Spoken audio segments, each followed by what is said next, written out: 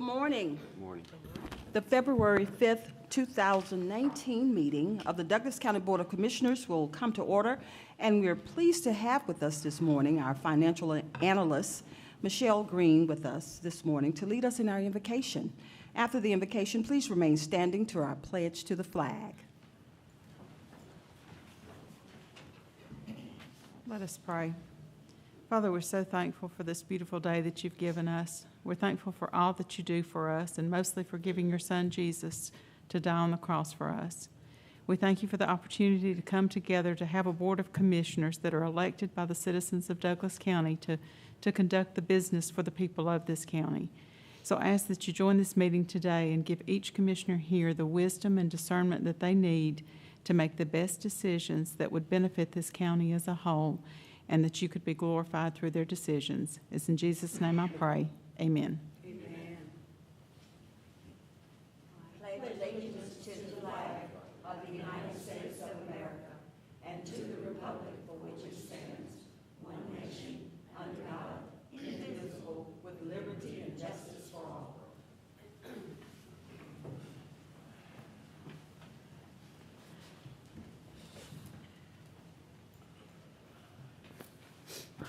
Michelle Green, thank you for being here this morning to lead us in our invocation. And good morning to the citizens of Douglas County. We value your voice and appreciate your participation in county government. Clerk, I believe you've indicated we had no one sign up today for comments, so we'll move on to the approval of the minutes. Board of Commissioners, you have the commission meetings minutes of January 22nd, 2019, and you have the work session minutes of January 17, 2019, and the executive session minutes of January 17, 2019. Are there any corrections, additions, or deletions that need to be made? Ma'am. Commissioner Guider? I was absent for the work session, so I will abstain from that vote. Okay. Thank you. Again, Board of Commissioners are the ones that were available for this meeting, the last meeting. Are there any corrections, additions, or deletions that need to be made at this time? No, ma'am. Being none, the minutes stand approved as presented. Next, we will move on to our old business.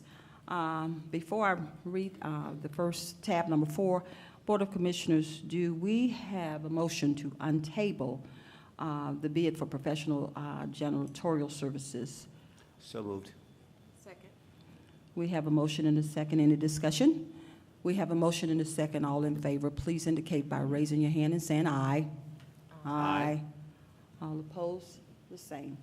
Now, tab number 4, Commissioners, we have authorization to reject all bids for professional janitorial services for the Douglas County Courthouse, and we will be voting electronically on this one. Do we have a motion to approve? So moved. Second. We have a motion and a second. Any discussion? We have a motion and a second. Please prepare to cast your votes to reject this bid, all bids for the professional services.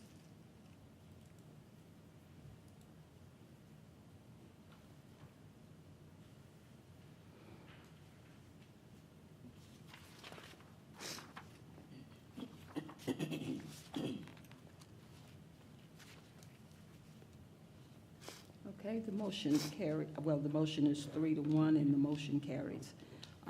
Thank you. We'll move on to the next. And for tab number 4, our Purchasing Oversight Committee, led under the direction of our Purchasing Director, Mr. Bill Peacock, you all will further visit this item, and then we look forward to discussion very soon.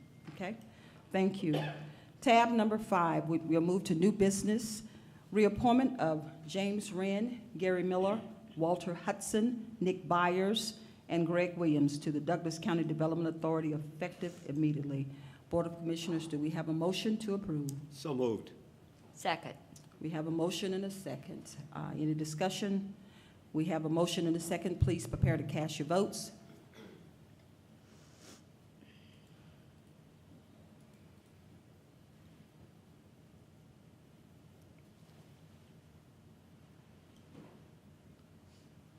We have a 4-0 vote, and it's unanimous, and the motion carries. Thank you so much. Tab number 6, authorization to approve an agreement with the Next Entrepreneur for the development of economic development incubators and accelerators in Douglas County, and authorize the chairman to sign all related documents subject to final legal review. Board of Commissioners, do we have a motion to approve? So moved. Second. We have a motion and a second. Any discussion on this particular item? We, Commissioner, Vice Chairman Robinson. There you go. Is Chris Pumphrey here, Madam Chair? Chris Pumphrey, if you could please come forward, our Executive Director of Economic Development. Madam Chair, someplace you have them give a little bit of overview of what this is. And if you could just give me an overview, provide an overview for the citizens of Douglas County and the Board of Commissioners regarding this particular item. Next Entrepreneur. Will do. I first and foremost want to say thank you all for the reappointment of our board members. We've added a few board members in the last round of appointments. The board members that you have reappointed today have been very much invaluable to our operations. Many of them are a part of our real estate committee, and as we discussed yesterday and probably discussed later on today, we've got a lot of real estate activity happening right now in the community. As we talked yesterday in the work session, I presented before you yesterday, and I didn't bring them today, was with our community and economic development strategic plan, all the work that has led to us realizing that we need to put a lot of attention into entrepreneurial and small business activity. What we saw in Douglas County was a significant decline in small businesses and micro businesses, where other parts of the region were seeing increases. And so part of our strategy entailed engaging entrepreneurs. So we started that last year with our Co-Starters program. And what it also called for us to do this year was to study kind of creating some type of accelerator or incubator space in Douglas County. Prior to my arrival to the Development Authority, you as Board of Commissioners took on a study of that nature, so that was roughly 10 years ago.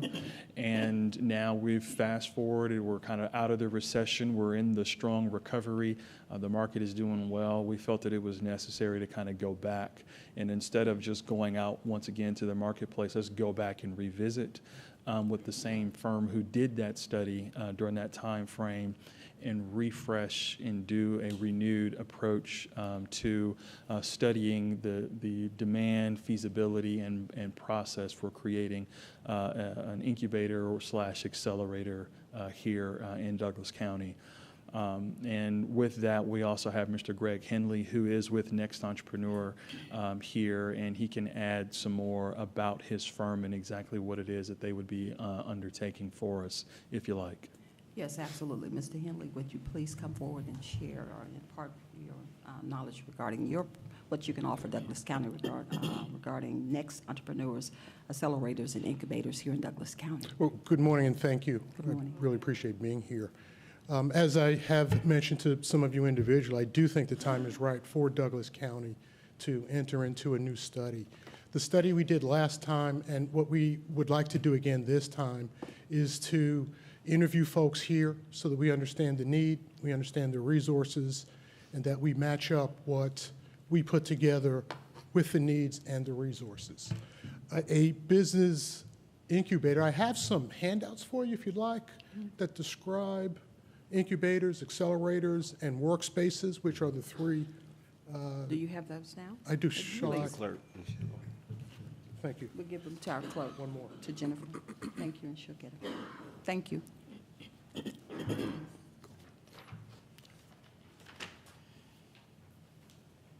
Okay. But briefly, if you think about what an incubator is, the word incubate, I mean, what we usually associate with the word incubate is an embryo. Mm-hmm. And in terms of incubation, we think of a place where an embryo is nourished, it's fed until it's ready for the world. So what an incubator is very much the same thing, but for businesses. And typically, an incubator would be a physical space. However, what we've seen with technology improvements is we've seen the concept of virtual incubators. And the point that I'm trying to make is the models do evolve, they do change, which is one of the reasons I think a refresh is important. So typically, an incubator would be a physical space where businesses go to get nourished, to get fed, so that they can become more prepared to be successful going forward. Typically, a company would rent space in an incubator for 3 to 5 years, and at the end of that period, they would leave the incubator ready to go. Another improvement to that model is what's called a business accelerator. And a business accelerator typically works, and I say typically because there are variations, there are hybrid models, and the question is what model fits the needs of a given community. But the way a typical business accelerator would work is they would choose specific companies, and this is normally for technology companies, although it doesn't have to be, but they would choose specific companies, bring them in for usually a 3-month period, give them focused instruction, get them ready for what's called an investor day, where they would bring investors in and have them pitch to the investors with the intent of getting funding for their business. That's the way a typical accelerator works, and again, there are variations to that we've seen here in place. And a co-working space is a space, it's just space where businesses come and they rent space and they get to collaborate and do various things of that nature. One of the largest co-working space companies these days is called WeWork. And just coincidentally, in yesterday's paper, the headline says, WeWork surpasses 500,000 square feet in Atlanta. So that's the hottest model in today's world in terms of economic development for small companies. But again, the trick is, let's take the models that exist, let's understand what the needs are, and let's fit the right model for what Douglas County's needs are. So that's what we would bring to the table. We have experience in doing the study here for Douglas County. Since that study, one of the things that I've had the opportunity to do, I was recruited to be the director of a business accelerator and put a plan together for that accelerator as well. So I also have experience with accelerators. In the interest of time, are there specific questions? I don't want to continue to talk if... Any questions from the Board of Commissioners? Commissioner Guyer, I believe Yes, you have sir. a question. Mr. Henley, when you talk about space, who owns the space that they rent from? It really depends. In the case of WeWork owns the space and rents it out.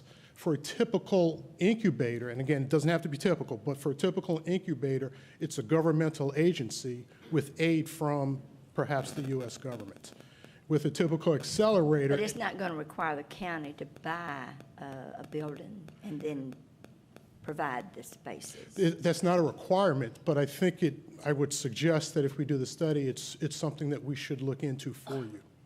But no, it's not a requirement. Well, there's financing Yes. problems there, but One of the things we found in the previous study was there are governmental agencies, U.S. government, that can help with some of that financing. in grants, like grants? Yes. Okay. Again, I don't presume to say that that's going to be the case this time. But you're just doing the study to tell Correct. us where we are at this point, right? Well, that would be part of the study, and then it would be up to you to decide the best way to move forward. But we Okay. provide the information to you. And as far as acceleration, Yes. explain that. You explained, or Chris explained yesterday, incubation Right. and everything. So if you could elaborate on that. The way typical accelerators would work is they would seek out companies that fit a specific criteria. And usually that criteria is we think these companies can be successful. They would bring the companies into a space typically for 3 months. Oftentimes they would provide an investment to the company. They don't have to do that, but usually they would do that. And for 3 months, they'd have an intense educational program that they would put the company through. So they teach them how to discover customers. They teach them how to get financing. They teach them how to manage a business and so forth. Then How at to the handle end, their taxes. I'm sorry? How to handle their Absolutely. taxes. Okay. Absolutely. And then at the end of that period, they would bring investors in, and the companies would give their investor pitches to the investors. Okay, you keep saying they. Who is they? I'm sorry, the management team of the accelerator would find potential investors, say angel investors, and they would actually have them come in and listen to the presentations that were prepared by the companies in the accelerator program. So is this a team that the county would have to fund? I mean, we'd have that choice at some The point way, down the road here. correct, but the way an accelerator would normally work is there'd be a small team that's the management team of the accelerator, and usually those players could do some of the teaching, and then they would normally find volunteers to come in to fill in the gaps, so you wouldn't have to necessarily fund all the entire teaching component. And, in this case, we could certainly partner with a lot of the universities, but I also know Douglas County has a number of these resources already in place. Are you working in conjunction with the Chamber of Commerce? Absolutely, yes. So they would be involved too on a voluntary basis, Yes, I ma'am. hope. One Go ahead. One of the other things, what I didn't say is I'm a business educator, I'm a professor, and I used to run the Center for Entrepreneurship at Georgia State, so I know people there. And I'm no longer at Georgia State full-time, but I will be starting at Georgia Tech in the summer. So there are resources to bring in from even outside Douglas County to combine with the resources already here. Do you have any idea what counties in Georgia have a program like this in place? Yes, certainly Fulton County. Georgia Tech has an accelerator program. They also have an incubator. I was one of the mentors at one of the newer accelerators in town called The Farm, which is in Cobb County. The executive director and I used to go to school together way back when. Commissioner Robinson? Oh, okay. So yes, I'm very much aware of most of the accelerator programs in town as well as the incubator programs Are in you town. saying you work with Mr. Robinson, Commissioner Robinson? No, I thought he was about to say something. Oh, okay. You said in Mr. No, Robinson. no, I I'm thought sorry. it was all part no, of the. No. All right. I would just like to talk with Chris for a moment, please. Address Absolutely. Chris while I've got the floor, if that's okay, Ms. Chairman. Yes, Okay. Chris, as I talked to you yesterday, I suggested that we look at a tax decrease Yes. on personal property for small businesses, because taxes, if you lower the taxes, they can use the tax money for expansion and other employees and everything. That's correct. And I talked with Tiffany yesterday, and she's going to talk with some of the legislators and research the law to see if it's feasible or allowable in the counties to have one on personal property. We can have it on homesteaded property and things like that, but this is just on personal property, which is their inventory and their equipment and everything. So I do want to get y'all on board Yeah.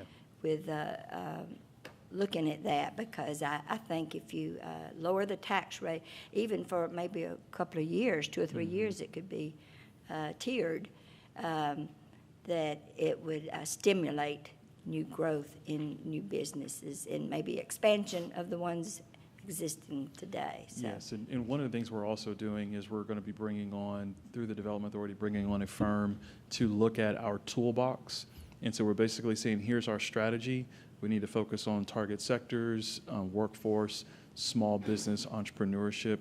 What are the tools that we can put in place to help support those? And that may be something that can work in conjunction and maybe bring some outside recommendations from other states, cities, or what have you that have done similar things, or maybe there's some other options for us out there. So But we'll in your continue to toolbox, explore you those. need to have someone that addresses taxes, local and state. Exactly. And maybe have someone from the tax commissioner's office go and talk to them about filing their reports that they're required to file every year. Because a lot of times, they're penalized because they didn't know they were supposed to file. Yes. So that should be in your toolbox. Indeed, indeed. And with that, I will yield back. Okay, thank you so much, Commissioner Guider. Vice Chairman Robinson, I believe you. Yeah, y'all took the floor from me because I had it first, but I'm gonna go with this. Thank you, Madam Chair. We Yeah, we did. All right, so let's get down to this. Chris and Dr. Henley, thank you yesterday for sort of your overview and your presentation. I'm just going to give this backdrop to dovetail Director Pumphrey's point, when I came in office in '09, and this is just for the record, once again, we were in the middle of a recession. What do we do as an economic stimulator? At that time, there was at least the immediate understanding that we should use the SPLOS as a generator. We went down the path of building a jail, which I disagree with, but I was young as a commissioner at that time. Wasn't strong enough to sort of offset that. But what I could do was introduce something that I thought was important. One of the very first things I did was held a luncheon over at the, I guess, the Arbor Center. I had both the full city council, full board of commissioners. We raised about $10,000 of a luncheon, and we had Winnie Mandela as our keynote speaker. The benefactor of that $10,000 was a young CEO entrepreneurship boot camp over the summer, all right? That was out the gate, year one. It was always about small businesses. And this is something I've been advocating for all a long time. I get big business, but if you ever listen to the citizens, big business is the elite. It's the oligopolies. It's those guys, right? You can put them in your hands, but what about everybody else? And I always believe the government should be about the people. I appreciate all the narratives and all the different angles, but at the end of the day, what about the people? I've been consistent with that, unswerving. And so now here we come full circle. At the time, the atmosphere just wasn't right. Chris, right when you came on board, I mean, I had both economic development authorities there, city and your predecessor, and one for the city as well. And they both were up on the stage with me, and I was pushing this whole notion, and they just didn't get it. I mean, light industrial, just didn't get it. And here we are 10 years later, and I appreciate the new leadership that's come on board. Sarah Ray at the Chamber, you, Chris Pumphrey, Economic Development, Ron Roberts at our Planning and Zoning, Gil Sherhouse over at Water Sewer Authority. I mean, now we've got a different set of leaders that helps create an atmosphere of doing business in Douglas, how to do business with Douglas. And I think all of that is important for us to move forward. It can't just be one way. It can't be big business exclusive of the little guy. It must be an inclusive platform. So I'm encouraged to see that we're here. With that being said, and I'm going to wrap that part up. And just as a disclosure, yes, I do know Greg Henley, Dr. Greg Henley. Yes, we both were at Georgia State at the same time. As a matter of fact, we were only two African Americans. He was a professor. I'm an instructor at Georgia State at that time period in the same Herman J. Russell Center of Entrepreneurship. So, of course, and that was disclosed when we first brought him on board 10 years ago. That being said, the end goal of this study is to do, three things, Chris, and I just want to clarify. We're going to walk away with some intelligence. We're going to walk away with options. None of this is a commitment on your team's part. It's just simply to give the Board of Commissioners options as a path forward of how do we institutionalize this in the way we do business here in Douglas County. Can you just, what is the end goal? Yeah, I mean, you're exactly right on that. It's provide options and then direction within those options. And it is not to say that this is to be a Douglas County funded opportunity. It might be where there's private sector and public sector that are brought to the table. One of the things that we have been fortunate to have is big businesses that are community focused come to our county in the last several years. Companies like Gordon Food Service, Medline, Switch, for example, which we all known about with their innovation centers that they will and plan to create. And so we see them as partners in this. They all recognize that small business and entrepreneurs are the bloodstream of our communities, and all of them started out that way. And so we will look to them to be partners in this as well. But this is really kind of providing the guidance and the framework from which we can go down a path instead of just saying, oh, we want to do this and we have no basis for doing so. I think between yesterday and today, I mean, I'm sufficient. I mean, we know what this is. It's just a study second round, Madam Chair, so I'm going to yield in case Commissioner Carthen has anything to say, but I'm fine. Thank you, ma'am. Okay, thank you so much. Do you have something? Commissioner Carthen? Dr. Henley? Hi, Hi. I haven't met you before, but I've heard about your work. Oh, thank you. Yes. OHUB is one that comes to mind when I think about incubators and accelerators. Would what you're doing kind of, sort of mirror that here in Douglas County, or? I can't, I don't want to really go to the conclusion just yet. Okay. I think his model is pretty unique as well, which I like. And I think it needs, I think whatever model you guys decide, I want to give you options, needs to be unique. It needs to be specific for what you're looking for here. One of the things we did in the first studies, we didn't call it an incubator. We called it an entrepreneurship, I think, activity center. Right. And you know, same thing here. It's going to be, not going to be called an incubator or an accelerator, just like OHUB is not, Right. right? So whatever the solution that fits your needs best is what I think you should end up with. But no, I don't want to presuppose that it's going to be this model or that model. Will we still have access to you after the study is done? I sure hope so. Okay. I sure hope so. Yeah, you know, as I was saying a little bit earlier, if you, I hope you would move forward and implement what makes the most sense. And I do believe because of some of the local connections that we could be helpful. Today, I've also brought my partner on this, Derek Williams. And Derek is an investment banker by trade. So he's got a lot of connections here in town that I believe would be very helpful for whatever it is you decide to do. So I would love to. Okay. Yes. Thank you. I yield. Okay, thank you so much, Commissioner Carthen. I have Commissioner Guider wanted to. I was just going to ask, is there a price tag to this agreement? If there is, it should be in the minutes. Is there a cost to this, Chris? For the minutes, in the public, we need to put Yes. that in Yes, here. the total cost is $50,000, $25,000 serves as a deposit for the duration of the study, and then upon deliverables is the final payment of the $25,000. Okay, I just wanted that for the minutes. Thank you. Okay, thank you so much.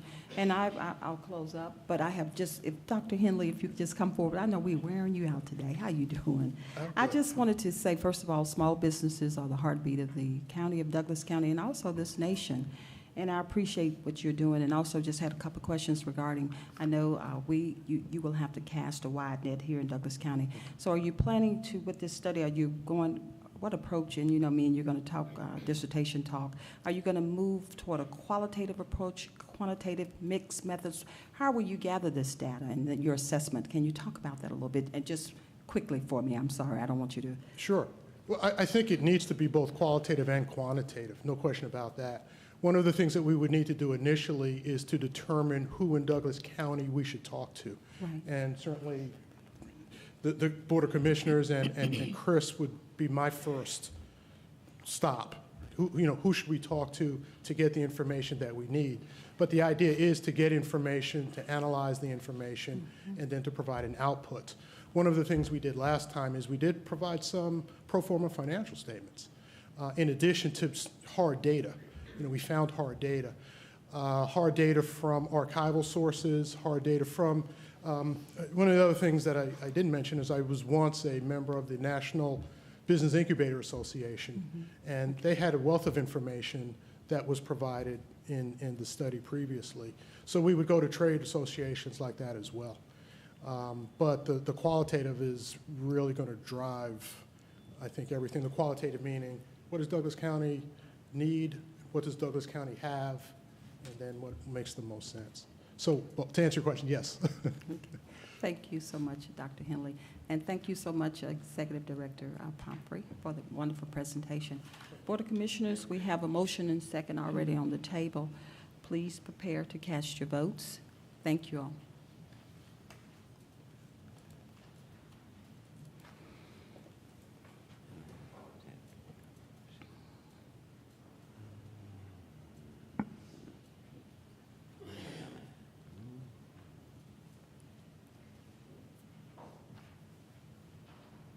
We have a 4-0 vote, and the motion carries. And Board of Commissioners, I really appreciate your your contribution to the discussion about our small businesses and what we need to do to make enhancements and improvements here in Douglas County. So thank you so much for that. We'll move next to our consent agenda. All items are subject to final legal review.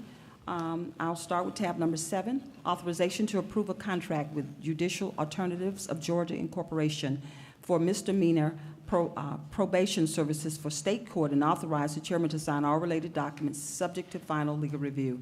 Tab number 8, authorization to approve a contract with GTG Traffic Signals LLC in the amount of $47,932 for the installation of railroad early warning signals at the intersection of Connors Road and Mirror Lake Boulevard, and authorize the chairman to sign all related documents accept full reimbursement from the city of Villa Rica for the design and construction of the project per intergovernmental agreement, and amend the budget subject to legal review. Tab number 9, authorization to locate $11 million for the Lee Road widening project, P100004428, and $1 million for safety improvements for the 2016 SPLOST as recommended by the Transportation Committee. Tab number 10, authorization to adopt the Lee Road Small Area Plan and Corridor Study and approve staff to submit for Community Development Assistance Program, CDAP funding. Tab number 11, authorization to renew an agreement with Credit Bureau Systems Incorporation, DBA, ambulance medical billing for emergency medical service billing, and authorize the chairman to sign all documents pending final legal review. Tab number 12, authorization to renew an agreement with Southern Credit Bureau, DBA, Creditors Bureau Association for collection on emergency medical services, invoices, and authorize the chairman to sign all related documents pending final legal review.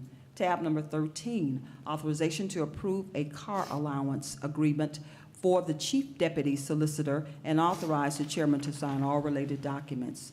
Tab number 14, authorization to renew an agreement with Business Watch International Incorporation, BWI, for 3 years, from January 1, 2019 through December 31st, 2021, for a total cost of $3,500 annually, and authorize the chairman to sign all related documents subject to final legal review. Tab number 15, authorization to accept reimbursement from Georgia Emergency Management Agency, GEMA, for repayment of 2017 Homeland Security Grant in the amount of $64,098.92, and return the funds to the general fund. Tab number 16, authorization to approve a contract with CLEAR for 5 years for a total cost of $34,346.67, and authorize the chairman to sign all related documents subject to final legal review. Tab number 17, authorization to enter into a business service order agreement with Comcast for installation of a line service at the old courthouse at a cost of $199 with a monthly service fee of $87.60, and authorize the chairman to sign all related documents. Last but not least, tab number 18, authorization to accept the BCBSGA Health and Wellness Program funds in the amount of $16,000 for continued implementation of 2018 and 2019 Douglas County Employee Wellness Series, and authorize the chairman to sign all related documents and amend the budget. This concludes our consent agenda. Board of Commissioners, do we have a motion to approve? So moved. Second. All right, any questions on any particular item on the consent agenda? Madam Chair? Vice Chairman Robinson. All right, just got 2.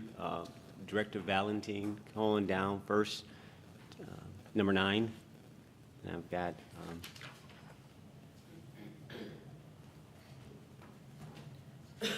Chris Pumphrey will be behind that, related but different item. Okay. Thank you, Director Valentine, for coming forth. Speak on number 9. Good morning, Madam Chair. Commissioner? Director Valentine, can you give context to this, because it is coming by way of a recommendation from the Transportation Committee, and to give context of why this is shifting, and then I'll ask my questions. Absolutely. There's a couple components to this item. One was in the SPLOST program, there was an allocation for an intersection improvement, realignment actually, that was initially estimated to cost $6 million. At the last Transportation Committee meeting, we had discussion about reprioritizing the program for transportation. And this one item was deferred. It was felt by the committee that the price tag for this particular project was going to be rather high and consume a lot of the funding. And so we looked to reallocate some of that funding, and one of the items that was discussed was the need for the Lee Road widening project to have additional funding allocation. So that $6 million that was originally earmarked for the Anawake and Route 92 project was split up. $5 million was allocated to the Lee Road widening project, which is this item on the agenda, and $1 million went towards safety improvements, various locations to be determined.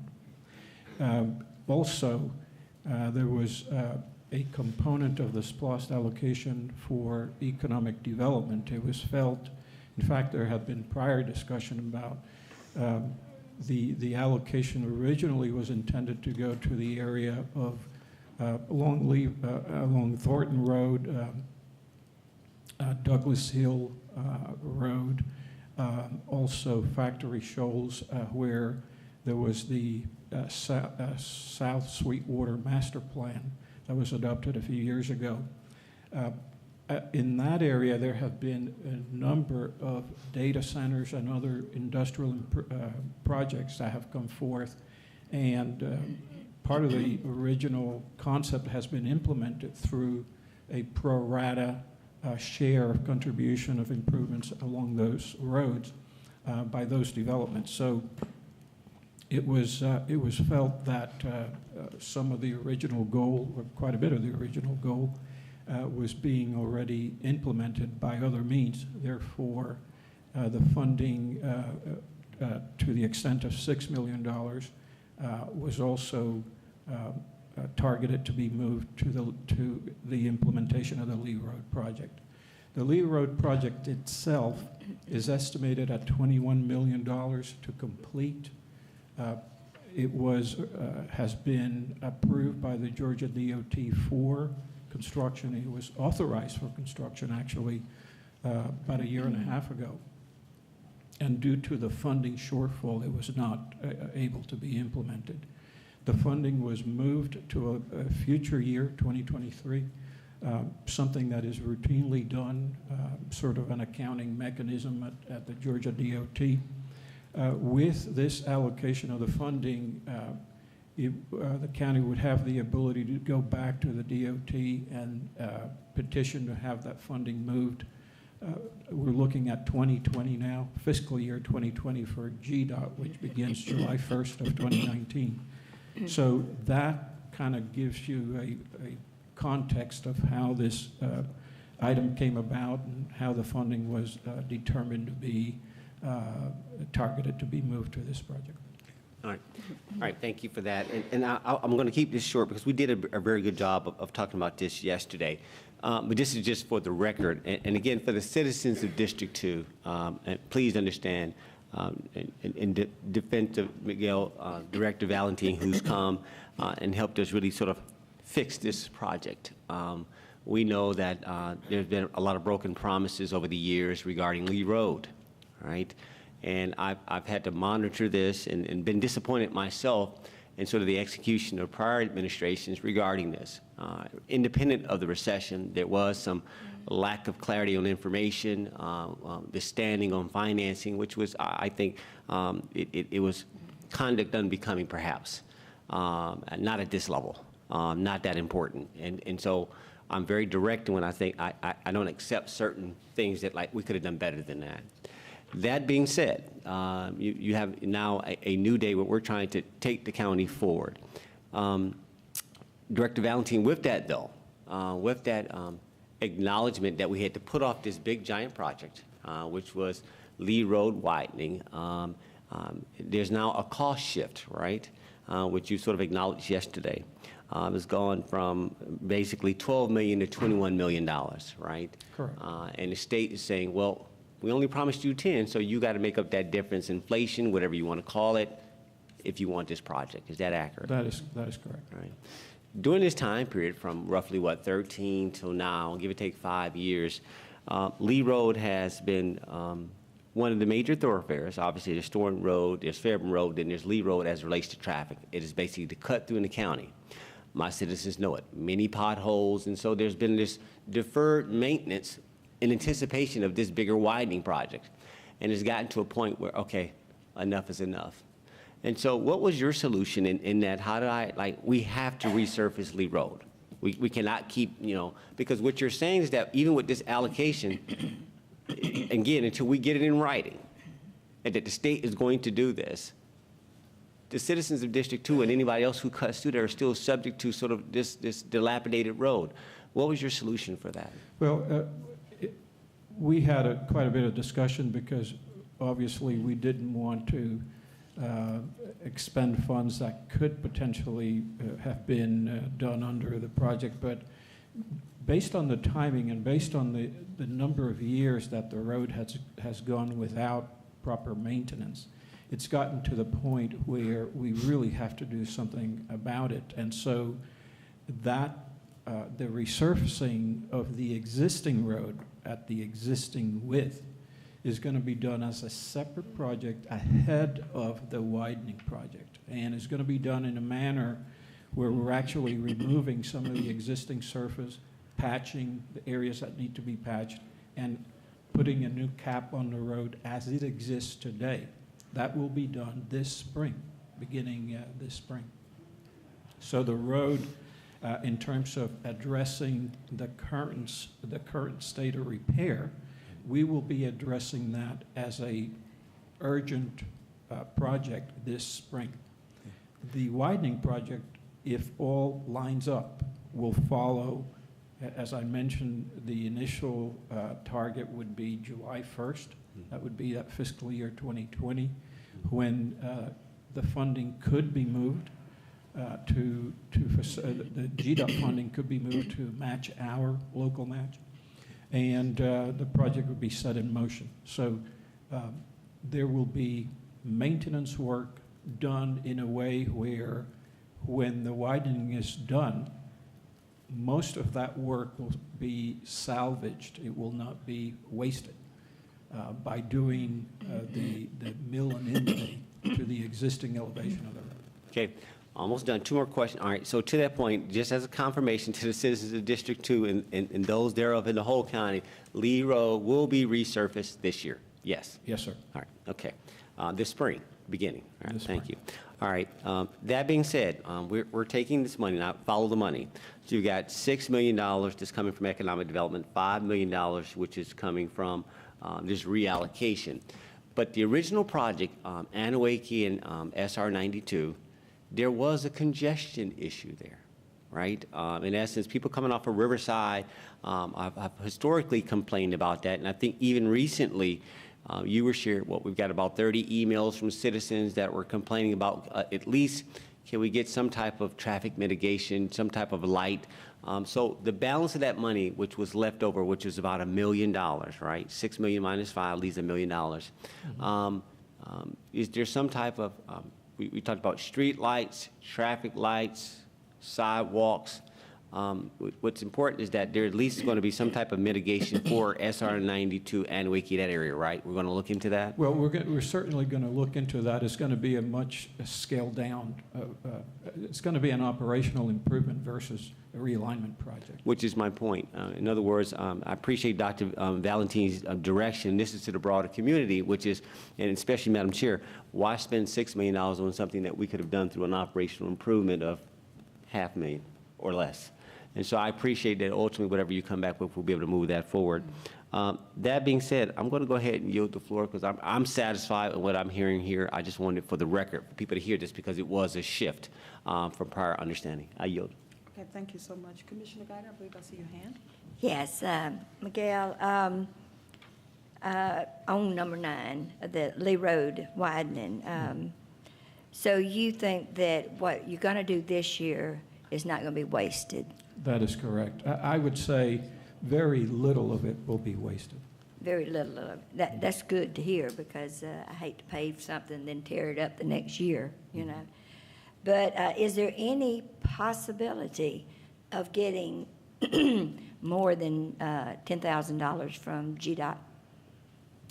Or it's not GDOT, it's ARC or whoever it was. Well, that we got it's actually federal funds that flow through the ARC and GDOT. It's actually 10 million, but and that's what we're hopeful to get. Is there a possibility? There's always a possibility. However, there is a process for requesting additional funding, and that happens at the Atlanta Regional Commission every couple of years. So we would have to wait until the next opportunity. They open up what they refer to as a call for projects. For us to then request the additional funding, there would be a review process, our submittal versus however many, perhaps 100, 150 other submittals throughout the region. We would not know if additional funding is allocated until that process plays out. Do they ever reimburse, like if we proceeded with what we've got, do they ever reimburse us if we put the application in now? No, only upon they approving an actual project would they consider reimbursement. Well, we normally just pay like 20% match. Here we're paying, you know, over 50% match. So. Well, hopefully, and the goal is always to have that 80-20 split in the funding. Unfortunately, as projects drag out, either during the design phase or if well, you have with a this lapse. project, we had some trouble with some right-of-ways. We had to go through a few condemnations. Well, that is true. The right-of-way acquisition phase is something that is kind of built into the process because you have to finish the design for the most part before you can begin to acquire right-of-way. So it's not something that was in the way of the project. It's part of how the project is developed. Mm-hmm. And so it took a couple of years to go through that acquisition. Well, Lee Road certainly needs to be widened. We all know that. It will not just enhance District 2. It will help carry the traffic over to Fairburn Road, and there they can go through Beaumont Road, get Chapel Hill, and so forth, you know. Absolutely. So it will help the county overall. It looks like a war zone went through there because all the trees, all the debris in the buildings have been destroyed because of the widening. So we do need to proceed with this, and I'm glad we are doing this, although I'm not happy, completely happy about taking money out of the economic development part of the SPLOSH, because I feel like we're going to need that somewhere down the road. But you're saying because of the development and the new businesses that's come in there, and they've cut the curbs, the egress and the ingress, deceleration and acceleration lanes and everything, and they've put the curbing up, I guess. Yeah, there's certainly gaps in that, and the county have to go back in and fill in the gaps. Well, it's still being developed too, so we may have additional buildings being built back out there, and the developers, at that point, they will fill in some of the gaps. So maybe we'll save more money as we go along. But that was the only question I had about number 9, but I would like to speak with Chris on number 10, if you may. Yeah. Yes, Chris, please come forward. Now, Chris, there was a lot of discussion about this yesterday, and you spoke. It was really Ron Roberts, I guess. I should have asked him. But one of the questions I did ask was, will the people along this corridor have ample notice and ample opportunity to protect their property rights? Yes, and in all, the way the process will work is when a property owner who is there wants to sell their property, depending on the intended use of that sale, it will have to conform with whatever the adopted land use is. So it might increase the value of some of their properties. It might, yeah. If it's, say they got pasture now and they're selling it for commercial. Yeah, if it's selling for a commercial, it definitely would Does have this doesn't rezone their property though? That is correct. It They is- would have to go through rezoning in order to do that. That is correct. But I just want to make sure that everybody understands this is a wish list for Douglas County. It's a vision, but it's not so rigid that your rights and your property will be compromised. Yeah, a prime example of that, when we completed the Sweetwater Master Plan, there's an item coming up in your zoning hearing this evening where it's property that's currently residential. The Sweetwater Master Plan calls for it to be business. An entity is coming forward to rezone that property for a data center. Yes. But I just wanted to reassure all the property owners along Lee Road that they would be given ample notice and ample opportunity to have a say-so in the redevelopment of their property. That is correct. All right, thank you. I yield back. Thank you.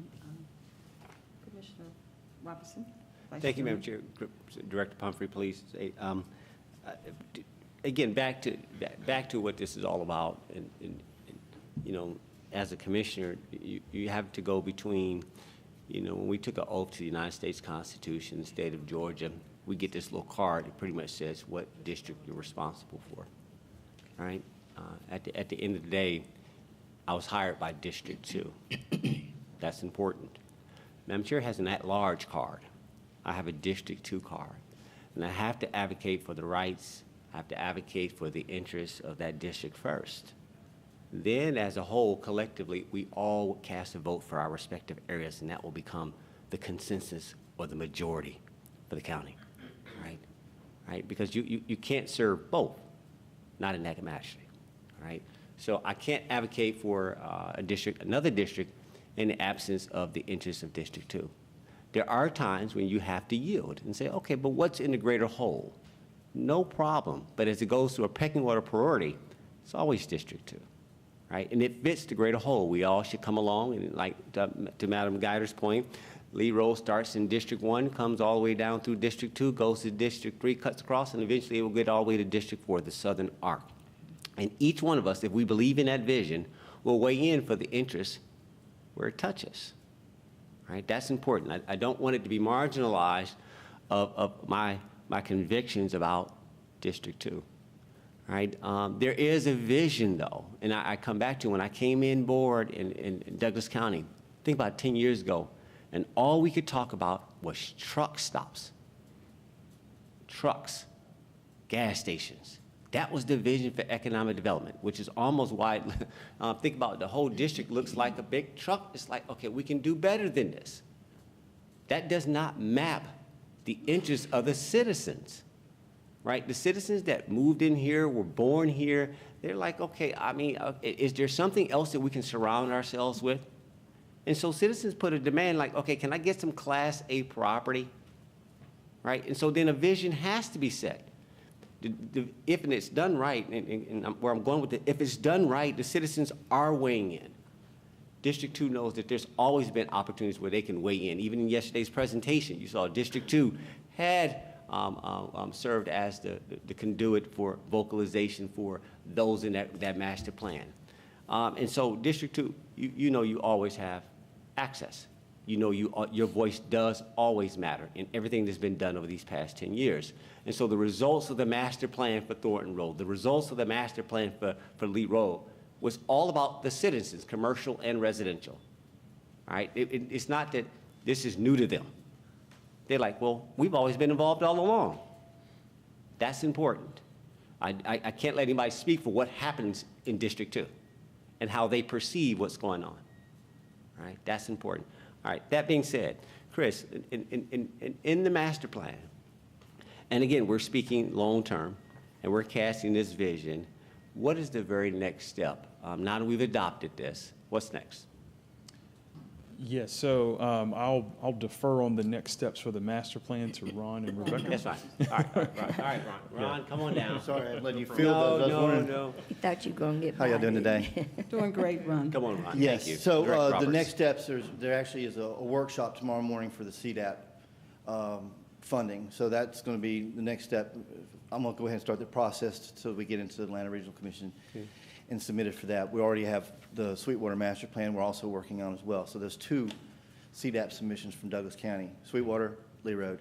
The next steps for this plan is after the adoption, we're going to go back and start working through the processes that are outlined in the plan, seeing what we can do in order to lay the appropriate protections in place so that we can kind of move forward with what is ultimately a 10 or 20-year vision. And that's where we're at with that. All right, so to that point, it's a process, and so when you talk about funding, you hear me always talking about leveraging our capital stack, whether it's local contributions, state leverage, you know, and ultimately whether it's ARC, ATL, you name it, all the way up to the Fed, some type of grant. You've always heard me advocate for this, right? You got, at the end of the day, you know, a vision without funding is just a dream, right? And so we recognize this. There is a certain role that we have to play in this. By way of infrastructure that needs to be done, et cetera. That being said, and again, I'm sensitive to taxpayer dollars. I'm always, you guys know, I follow foreclosures. I follow, you know, if you looked at, you know, who contributes to the digest, a lot of the commercial industrial, it's inside District 2. So I'm sensitive that those same citizens who are paying that type of taxes to carry the public services, they also have expectations like, okay, that needs to come back here, right? How do we improve this area here, right? Think about it, right? So this is not devoid of the bigger picture of understanding how this all fits together. So in other words, well, okay, we're contributing. We want that stuff returned to her. We want an improvement in this area. So ultimately, when this grant, this process is done, do you think it'll be successful? I mean, what's the time frame again? Just The time frame would be, you know, we're at the behest of, you know, the very beginning of what we're looking at. We're setting in place a tone, a subject, an image, a character area designation that we want to see in the corridor in the future. You know, as far as like the actual infrastructure improvements, Miguel already presented on that. He's got the right of way from 92 to 20 already purchased. That's going to go forward. But we're talking about what we want that area to look like in the future. What did the citizens come out and tell us they wanted to see? And through the process, and it was a 15-month process, that citizens have had plenty of time to be involved. We have a website. It's on our website. We also had the Facebook page for the Lee Road study. We've gotten a lot of interest in. We've had, I think, Rebecca Kiefer's here from CPL. So part of the outreach that went through that process was to go to some town halls. I think she went to one with yours as well. But that's the vision. It's just to lay out what do we want to see and put it into a form that staff can address. So that helps me to know what I need to do to improve the UDC. What kind of new zonings are we going to be looking at to address that corridor? What kind of changes do we need to make to our ordinances to address that kind of future development? Much like the process that the city has gone through for their UD update to address the master plan that they have put in place. I think we've sort of addressed this. I'm comfortable where we are. In other words, you're at the beginning stage. It's a process, and it'll just play out over time. And again, I just want to, again, all of this is related. And if you notice, we're moving. Let's just put it that way. You've had Lee Road Bridge. When I first came on board, I inherited that in '09. That was a prior administration that it was built. And so this is, I mean, think about it, 10 years later, and we're just now getting to the widening, getting through that process. Eventually, it'll extend over to Beaumar and eventually Chapel Hill. And then it still has to go back north from the Lee Road Bridge, ultimately to 78 that way in Henry's, Commissioner Mitchell's district, and then eventually it'll go out all the way to the other side of 78 to create that southern arc. So this is a 10 to 20-year process. I mean, if it took us 10 years to get to this place, it is what it is, but we're showing progress. And Madam Chair, I think the taxpayer just needs to, we need to have these public debates when we're talking about this type of money. They just need to hear it. I yield. Thank you. Thank you so much, Commissioner Robinson. Okay? All right. I'm gonna move. Yep. Commissioner Gotti, I'm sorry, Commissioner Carter, you have anything else before I move on? I believe you did, had- but it was for Director Valentine.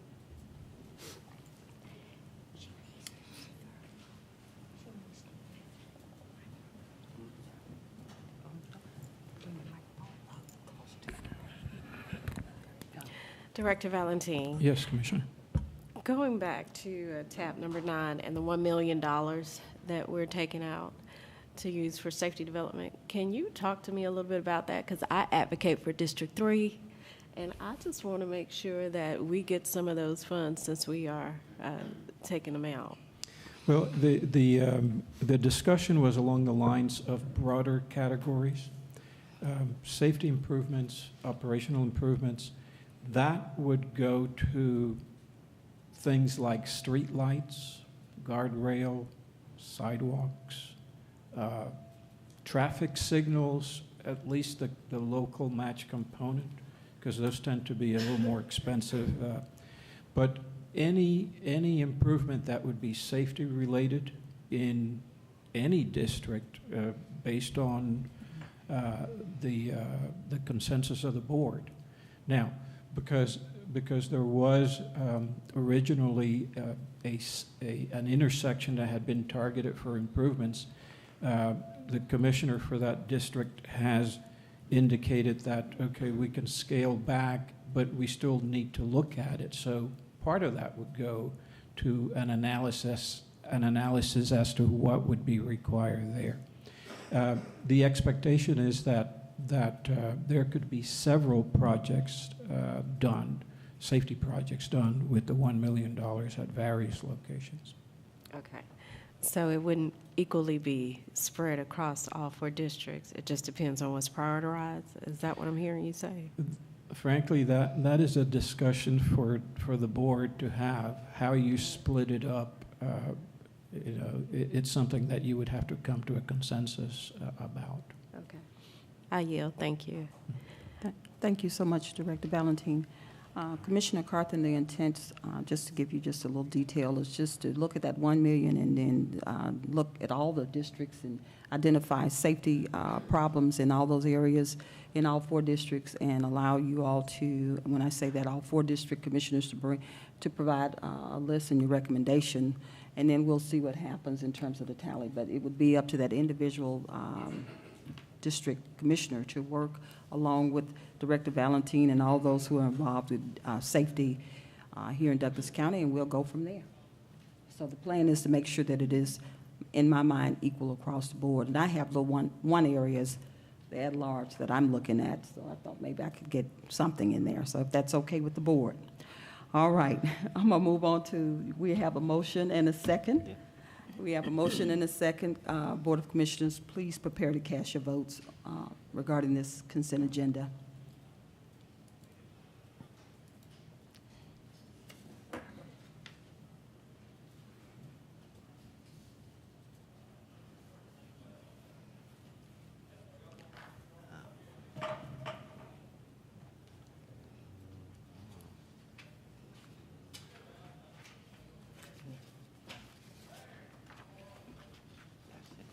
Okay, we have a 4-0 vote.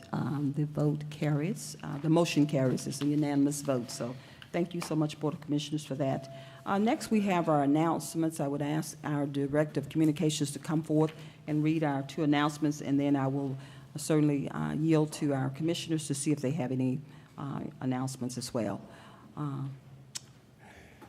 Good morning, Director Madam Martin. Chair. Good Good morning. morning, and Board of Commissioners Good morning. and staff.